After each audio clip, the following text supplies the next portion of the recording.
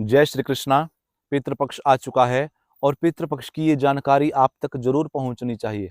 इस वीडियो को अंत तक जरूर देखिए, सभी तक शेयर करिए ताकि सभी को इस वीडियो का लाभ मिल सके। देखिए, पितृपक्ष आ गया है और पितृपक्ष के 15 दिन जो होते हैं, यानी श्राद्ध के जो 15 दिन होते हैं, इन 15 दिनों तक आपके पूर्वज आपके ही घर में आकर वास करते हैं।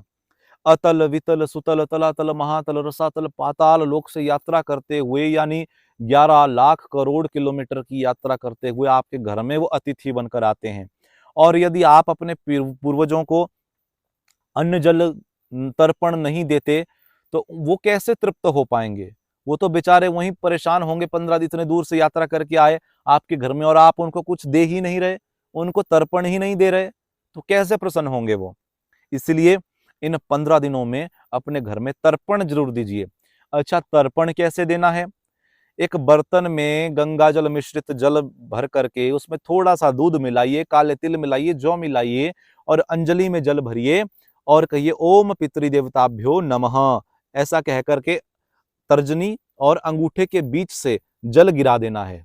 ऐसे ऐसे गिरा देना है इस तरफ को। तो ऐसा करने से आपके पूर्वज आपसे बड़े प्रसन्न होंगे।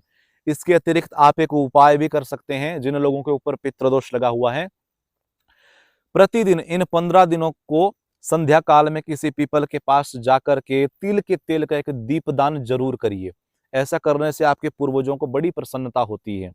इसके साथ साथ आपके पूर्वज भले ही किसी भी घटना में जिनकी मृत्यु हुई हो, वो आपके घर में किसी भी रूप में आ सकते हैं, जैसे चींटी, कुत्ता, कौवा, गाय या किसी ब्राह्मण देवता के रूप में आपके घर में आ गए, तो आपको सभी का आदर सत्कार करना है, भोजन करवाना है, कुछ खिलाना है, उनको यथोचित दक्षिणा प्रदान करनी है, तो उनके नाम से तर्पण इत्यादि देना है। भागवत जी का आप चाहो तो मूल पाठ भी करवा सकते हैं, हमारे द्वारा भी आप चाहो करवा सकते हैं, या अन्य किसी पंडित जी को भी आप बुला सकते हैं घर में।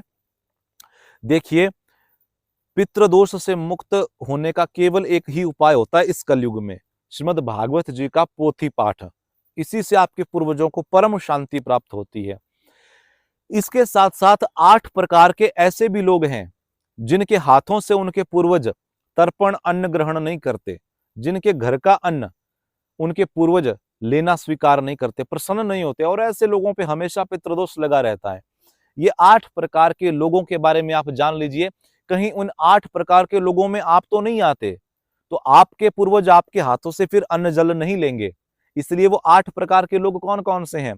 पहले वो लोग जो पुनर्विवाहिता स्त्री के द्वारा उत्पन्न हुए हैं, अर्थात किसी स्त्री ने अपने पति को छोड़ दिया और दूसरे पुरुष के साथ विवाह किया, उस दूसरे पुरुष से उसको एक संतान पैदा हुई, उस संतान के ऊपर लग गया कलिर्वर्ज्य नाम का दोष। अब उस दोष के कारण उसके पूर्वजों तक उसके द्वारा दिया गया अन्न जल नहीं पहुंच पाएगा, वो नहीं लेंगे। दूसरी वो संतान होती है, दूसरे वो लोग हैं जो विधवा के द्वारा उत्पन्न हुए हैं।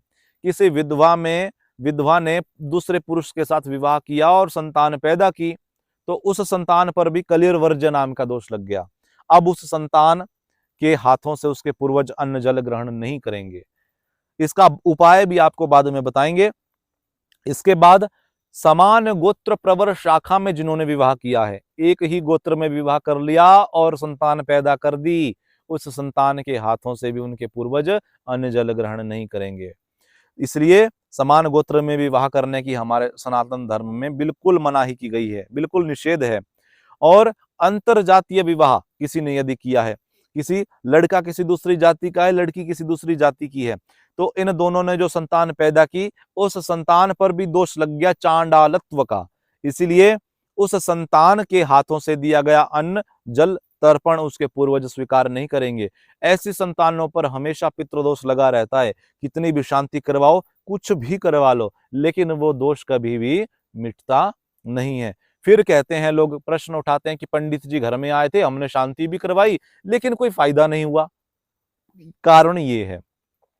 इसके बाद पतित पुत्र, जो लोग मांस खाते हैं, शराब पीते हैं, गलत कृत्य करते हैं, पराई स्त्री पुरुष के चक्कर में पड़े हैं, वो भी बिल्कुल भूल जाइए कि उनके हाथों से उनके पूर्वज तृप्त होंगे। और उन लोगों पर भी हमेशा पितृदोष लगा रहता है। वो ऐसे लोग भी कितनी भी शांति करवाओ, नहीं जाएगी, वो शांति उनके जीवन में हमेशा वैसी ही मुश्किलें बनी रहेंगी।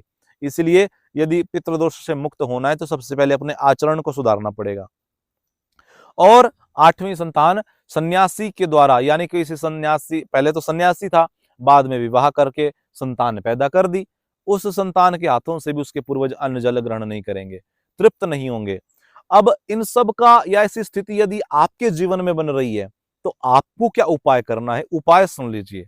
अब देखो, कहीं पे मान लो किसी के यहाँ पर ऐसा दोष लगा हुआ है, अंतरजातीय विवाह में किसी ने संतान पैदा कर दी, अब क्या करें?